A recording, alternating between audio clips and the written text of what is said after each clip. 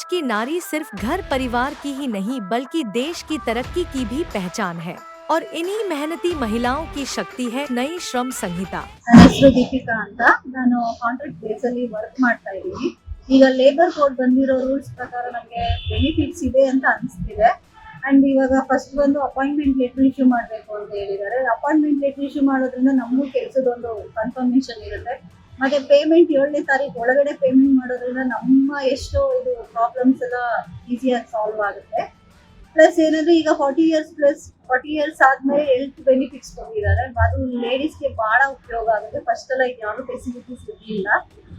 Plus ಇವಾಗ gratuity amount ಬಂದು ಅವಾಗೆಲ್ಲ 5 ಇಯರ್ಸ್ಗೆ ತಗೋಬೇಕು ಅಂತ ಹೇಳ್ತಿದ್ರು.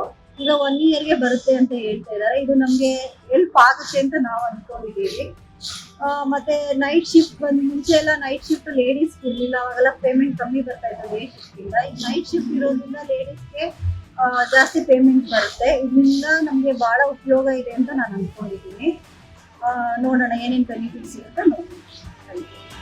नई श्रम संहिता के साथ महिलाओं के लिए स्वास्थ्य सुरक्षा और सामाजिक संरक्षण का दायरा और बढ़ गया है। अब उनकी मेहनत ही नहीं उनका परिवार भी सुरक्षित है।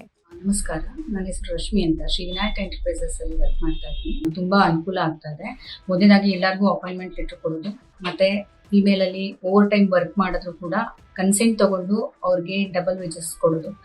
ಆಮೇಲೆ ಇನ್ ಟೈಮ್ 7th ಒಳಗಡೆ ಎಲ್ಲರಿಗೂ ಸ್ಯಾಲ್ರಿ ಬರೋದು. ಆಮೇಲೆ ಎಸ್ಪೆಷಲಿ ಮೇನ್ ಫೀಮೇಲ್ಗೆ ಅತ್ತೆ ಮಾವನ್ನ ESIC ಇನ್ಕ್ಲೂಡ್ ಮಾಡೋ ಒಂದು ಅನುಕೂಲ ಮಾಡಿಕೊಟ್ಟಿದ್ದಾರೆ.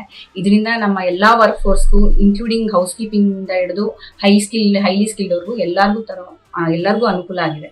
ಸೊ ಮೋದಿಜಿ ಅವರಿಗೆ ನಾವು ಒಂದು ಧನ್ಯವಾದ ಹೇಳಕ್ಕೆ ಇಷ್ಟಪಡ್ತೀವಿ. ESIC ಚಿಂತಾ ಸೆ ಮುಕ್ತಿ.